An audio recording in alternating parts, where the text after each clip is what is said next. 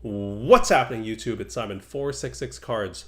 Today we're going to talk about eras. We're going to talk about the current day Junk Slab era and the Junk Wax era and the differences between the two. I think there are a lot of similarities. A lot of people are talking about how the current day Junk Slab era reminds them of the Junk Wax era.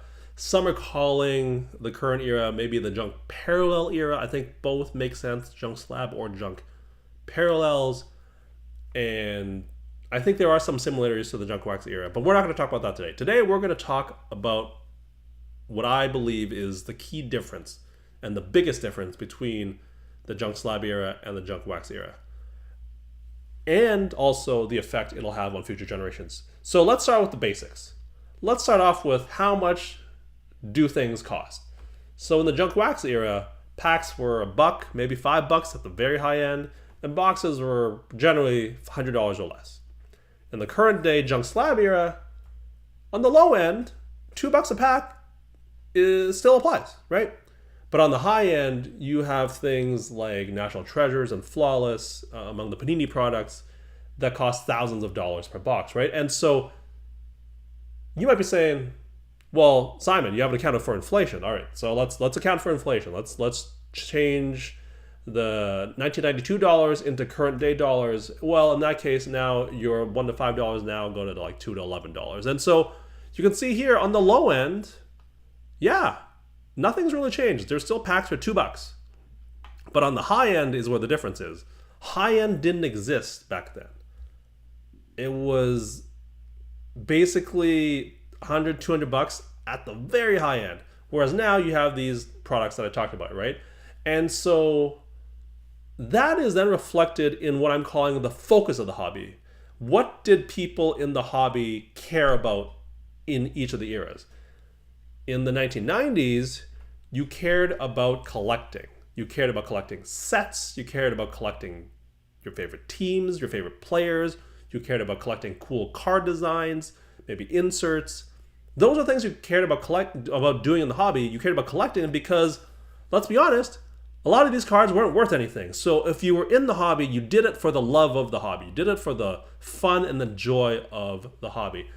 I can speak to this because this is me. This is my collection. This is part of my collection. These are cards that I still have. This is 2 pictures I took last night. On the left is 1992 Pro Set Hockey. My dad in the 90s worked at West Edmonton Mall. I grew up in Edmonton, and on his way home from work, he would very often buy me a pack of 1992 Pro Set Hockey, and that's how I got to building this set out. I'm not quite done, and I will eventually build out this set just as a way to make me happy, and also in a way as a tribute to my dad, who bought me so many packs that I could almost finish this set. And when I look at these cards on the left, these let's be honest, worthless Pro Set cards, they make me happy because that was the point of collecting during the Junk Wax era. You did it to make yourself happy. It was fun, and people got a lot of happiness and joy from it. On the right is my favorite player, as you might know, from the 90s, my sports idol, my hero, Mario Lemieux. I also have a separate binder that has a bunch of Mario Lemieux cards, and this is one page from them. And whenever I see these cards, they also make me happy. And specifically, I just want to call this out. The Leaf Limited cards from the 90s looked absolutely beautiful. Look at this design. It's unbelievably good.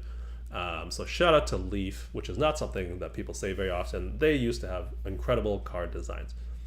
So that's changed though. And here is a clip from Sports Card Investor talking to someone about their collecting.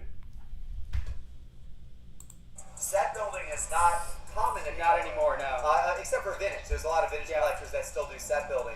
But for modern cards, people don't really do set building as much. No. It used to be everybody did set building. Like, when I was growing up in the sports card hobby back in the 80s, it was all about set building. Yeah. But today, you don't see it as much.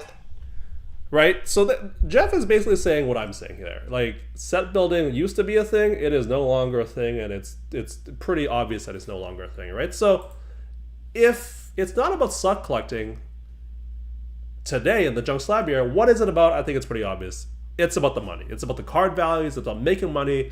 And if you have any doubt about it being all about the money, just look at the most popular YouTube channels and videos as proof.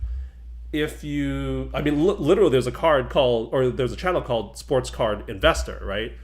And even if you look at someone like Card Collector 2, a lot of his content is about buying and reselling and making deals, right? And what is that about? It's not about collecting. It's about making money. And again, these are not shots at either Card Collector 2 Ryan or Jeff and Sports Card Investor. Like, that's just the nature of the game today, the hobby today, right? It is what it is. I'm not casting dispersions on it. It's just, I'm just being honest and explicit about what people care about today. And it's very different than what people cared about in the junk wax era. And so that will have an impact. And let's talk this through. What is the people's purpose, right? So people, and then in brackets I have here kids, because kids are part of people and also part of what I'm talking about here, but they're here for the joy and the fun of collecting. That was their purpose in the junk wax era, as I just talked about. Now, people, including kids, are in the hobby for the money and for the profit. They think about it like a business. And so that means this generation becomes, well, on the junk wax era side, people did it for the fun and joy of collecting, so they're always going to have an underlying love and passion for collecting cards. That will be the legacy of the junk wax era. You have created a generation of collectors who love collecting cards. The junk slab era, well, it's focused on the money and the profit. It's focused on making deals and whatever, right? What does that lead to? It's a hobby generation that thinks about cards as a business, first and foremost. They don't think about it as a way to have fun. They think about it as a way to make money. That's very fundamentally different than the junk wax era. And so that leads to the next question of, does that mean this creates a generation of hobby advocates? On the junk wax era side, it obviously does. People did it because they loved it. That means they become an advocate for the hobby, for sports cards. That means either they stayed in the hobby through all these years, or they were willing to return if they left because they think about it as something fun and enjoyable. And that's what happened during the pandemic, right? A lot of people came back, myself included, to the hobby. And in later years, you see a lot of people bringing their kids to the hobby because, again, it was a source of fun and happiness and joy. But if we think about the junk slab era where people are driven by making money and profit, and I should say this isn't everybody, I'm speaking in broad strokes, but I think it's fair to say this is true at a high level, right? Well, are you creating hobby advocates, a generation of hobby advocates, if this generation is focused on the money, on making profit? I'm saying, well, they're unlikely to become an advocate for the hobby if they feel like they wasted a bunch of their time because they didn't actually make money. They didn't achieve their goals. And with how much values have decreased in the last 2 to 3 years since the peak of the pandemic and the bubble, that's a lot of people in the hobby, and that's why a lot of people have left.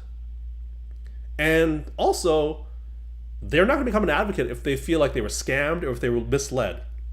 Scammed, obviously, is a bad thing, but misled could be a lot of the content that was made during the height of the pandemic that people followed and lost a bunch of money.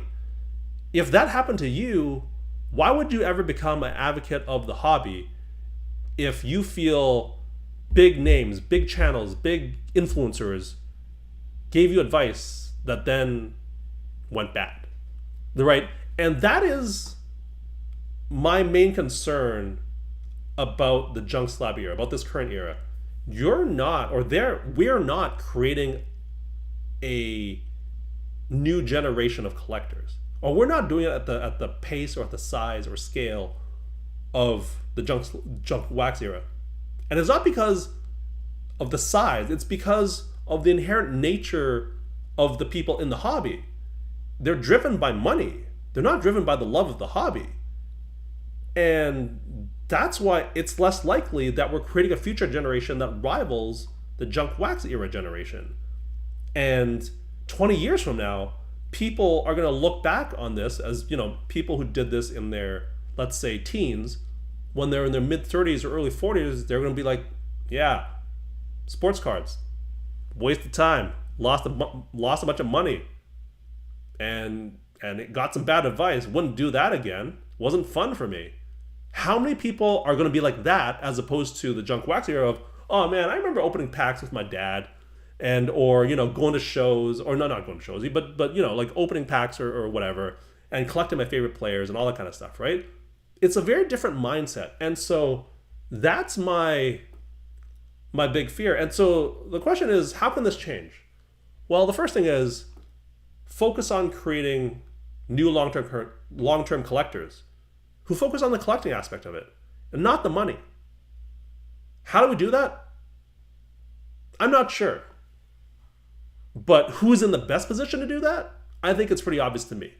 There is one entity who is in the best position to create new long-term collectors, not focused on just the profit. And that's Fanatics.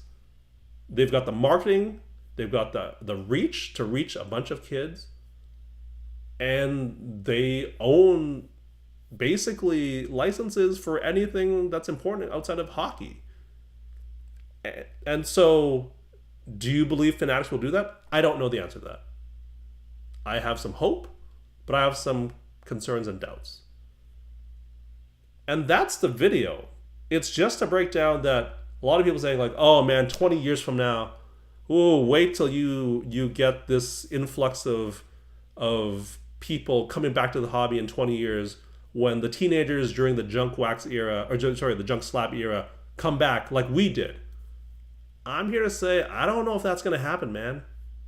I don't think it's going to happen. If they do come back, it's not going to be in the same wave as the pandemic, because everybody from the junk wax era, they view the hobby and sports cards as a thing that they loved. I don't know the people who got into the hobby and sports cards in the last 4 years will have that same feeling, because they were driven by profit and not love of collecting and sports cards. And those are my thoughts. I would love to hear your thoughts and comments on this video. Thank you as always for listening and watching. I will talk to you all soon. Cheers.